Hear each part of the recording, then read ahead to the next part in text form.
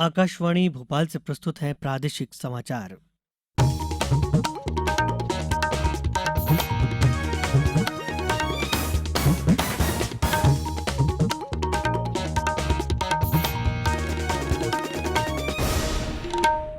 नमस्कार, समाचारों के साथ मैं रत्नेश सोनी।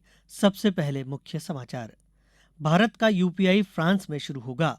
प्रधानमंत्री नरेंद्र मोदी की फ्रांस यात्रा के दौरान बनी सहमति। राज्य के कर्मचारियों को भी केंद्र के समान 42% महंगाई भत्ता दिए जाने की घोषणा। 18 जुलाई से शुरू होने वाले दस्तक अभियान के लिए प्रदेश में व्यापक तैयारियां जारी। प्रदेश में रिकॉर्ड 51 खनिज ब्लॉकों की नीलामी की प्रक्रिया शुरू। और प्रदेश के 3 जिलों सीहोर, उज्जैन और बैतूल में भारी बारिश का रेड अलर्ट जारी। अब समाचार विस्तार से। प्रधानमंत्री नरेंद्र मोदी ने कहा है कि भारत और फ्रांस अक्षय ऊर्जा, ग्रीन हाइड्रोजन, कृत्रिम मेधा, सेमीकंडक्टर, साइबर और डिजिटल प्रौद्योगिकी जैसे क्षेत्रों में सहयोग बढ़ाने के लिए नई पहल की पहचान कर रहे हैं। फ्रांस के राष्ट्रपति इमैनुएल मैक्रों से पेरिस में मुलाकात के बाद प्रधानमंत्री ने प्रेस वार्ता को संबोधित करते हुए कहा कि भारत के यूनिफाइड पेमेंट इंटरफेस यूपीआई को फ्रांस में लॉन्च करने पर सहमति बन गई है। उन्होंने कहा कि जलवायु परिवर्तन और पर्यावरण संरक्षण आम और मुख्य प्राथमिकता रही हैं। इस दिशा में दोनों देशों ने पहले ही अंतर्राष्ट्रीय सौर गठबंधन की स्थापना कर ली है, जो अब एक आंदोलन बन गया है। श्री मोदी ने कहा कि रक्षा सहयोग हमारे संबंधों का मजबूत स्तंभ रहा है और फ्रांस मेक इन इंडिया तथा आत्मनिर्भर भारत में एक महत्वपूर्ण भागीदार है। प्रधानमंत्री ने कहा कि भारत और फ्रांस रणनीतिक साझेदारी की 25वीं वर्षगांठ मना रहे हैं। उन्होंने कहा कि पिछले 25 वर्षों की मजबूत नींव पर दोनों देश आने वाले 25 वर्षों का रोडमैप तैयार कर रहे हैं। राज्य के कर्मचारियों को भी केंद्र के समान 42% महंगाई भत्ता दिया जाएगा। इस संबंध में मुख्यमंत्री शिवराज सिंह चौहान ने कहा है कि महंगाई भत्ता जनवरी माह से ही दिया जाएगा। जनवरी से जून तक महंगाई भत्ते का एरियर 3 समान किश्तों में दिया जाएगा। वह सभी कर्मचारी जो छठवां वेतनमान प्राप्त कर रहे हैं उनके महंगाई भत्ते में भी समानुपातिक वृद्धि की जाएगी। उन्होंने कहा कि सरकार हमेशा कर्मचारियों के हितों को ध्यान में रखकर फैसले करती रही है। दस्त और वर्षा जनित बीमारियों की रोकथाम के लिए दस्तक अभियान आगामी 18 जुलाई से 31 अगस्त तक आयोजित किया जाएगा। 3 चरणों में आयोजित किए जाने वाले मिशन इंद्रधनुष 5 का पहला चरण 7 से 12 अगस्त, दूसरा चरण 11 से 16 सितंबर तथा तीसरा चरण 9 से 14 अक्टूबर तक आयोजित किया जाएगा। साथ ही नियमित टीकाकरण के लिए यूविन पोर्टल भी प्रारंभ किया जाएगा। दोनों अभियानों के लिए प्रदेश में व्यापक तैयारियां चल रही हैं। इंदौर के मुख्य चिकित्सा एवं स्वास्थ्य अधिकारी डॉक्टर बीएस सैतिया ने बताया कि दस्तक अभियान में आशा एवं आंगनवाड़ी कार्यकर्ताओं के साथ साथ एएनएम 5 साल तक के बच्चों का चिन्हांकन करेंगी। वे बच्चों का टीकाकरण, वर्षा जनित बीमारियों की रोकथाम, कुपोषण की पहचान एवं बच्चों में स्तनपान का महत्व आदि को लेकर पालकों को जागरूक करेंगी। अभियान में झुग्गी झोपड़ी वाली बस्तियों, पहुंचविहीन क्षेत्रों, खानाबदोश आबादी, ईंट भट्टे, निर्माणाधीन भवनों तथा बंजारा आबादी पर विशेष ध्यान दिया जाएगा। खंडवा में राष्ट्रीय टीकाकरण कार्यक्रम के अंतर्गत जिला टास्क फोर्स समिति की बैठक में कलेक्टर अनूप कुमार सिंह ने कहा कि सर्वे कर 100% बच्चों का टीकाकरण कराया जाए एवं कोई भी बच्चा न छूटे, इसका विशेष ध्यान रखा जाए। साथ ही मिशन इंद्रधनुष व दस्तक अभियान में आपसी समन्वय बनाकर कार्य करें। स्कूल शिक्षा विभाग के राज्य शिक्षा केंद्र ने कक्षा 5वीं और 8वीं बोर्ड पैटर्न की पुनः परीक्षाओं का परिणाम घोषित किया है। ऑनलाइन परिणाम घोषित करते हुए संचालक राज्य शिक्षा केंद्र धनराजू एस ने कहा कि प्रदेश में गुणवत्तापूर्ण शिक्षा व्यवस्था देने की ओर आगे बढ़ने के लिए कक्षा 5वीं एवं 8वीं की बोर्ड पैटर्न परीक्षाएं ली गई हैं। परीक्षा परिणाम के अनुसार इन परीक्षाओं में शामिल 4,59,729 विद्यार्थियों में से 3,61,161 विद्यार्थी उत्तीर्ण हुए हैं। परीक्षाओं में लगभग 24 लाख विद्यार्थी शामिल हुए थे। अब समाचारों वक्त एक छोटे से विराम का।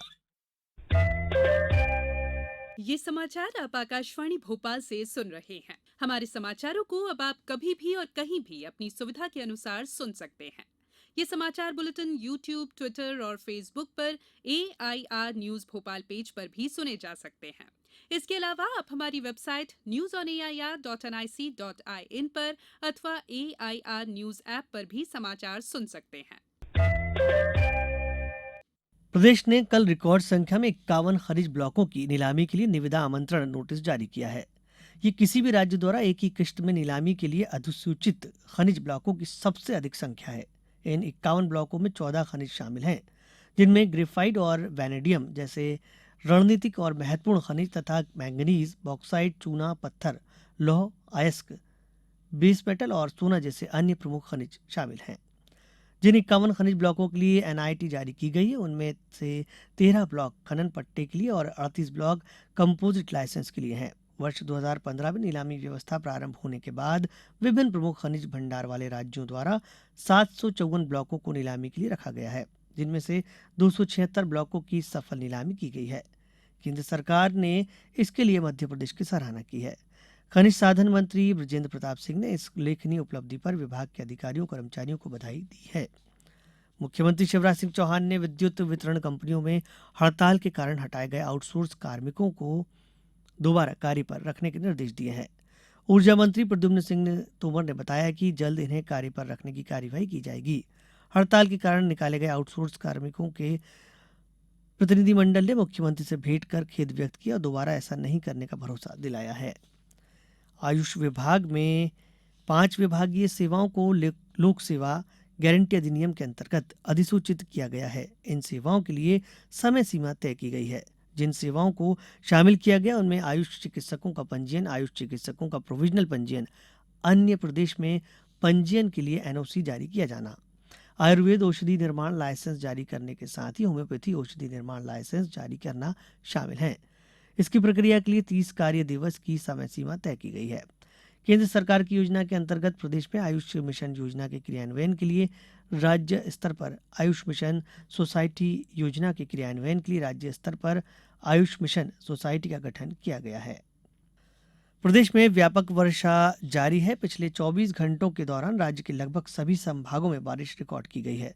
ताराना और शिवपुरी में 10-10, उदयनगर में 9, देपालपुर में 7, देवास और बुधनी में 6-6 सेंटीमीटर बारिश हुई है। भोपाल में लगातार बारिश से बड़ी झील के जलस्तर में 6 इंच की वृद्धि हुई है।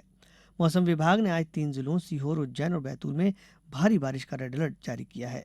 इसके अलावा भोपाल, विदिशा, सागर और जबलपुर सहित 15 जिलों में भारी बारिश का येलो अलर्ट जारी किया गया है। अब कुछ समाचार संक्षेप में। इंदौर जिले में मलेरिया रोग नियंत्रण अभियान शुरू किया गया है। अभियान 2 चरणों में आयोजित होगा। प्रथम चरण 14, 21 और 28 जुलाई को एवं द्वितीय चरण 11, 18 और 25 अगस्त को आयोजित किया जाएगा। कूनो राष्ट्रीय उद्यान में दक्षिण अफ्रीका से लाया गया नर चीता सूरज मृत अवस्था में पाया गया। प्रारंभिक जांच में मृत्यु का कारण गर्दन एवं पीठ पर घाव होना पाया गया है। खंडवा सांसद ज्ञानेश्वर पाटिल ने भोपाल में रेलवे के अधिकारियों के साथ बैठक में खंडवा बीड़ शटल का सनावत तक विस्तार करने और इसे मेमू रेक में परिवर्तित करने की मांग की है।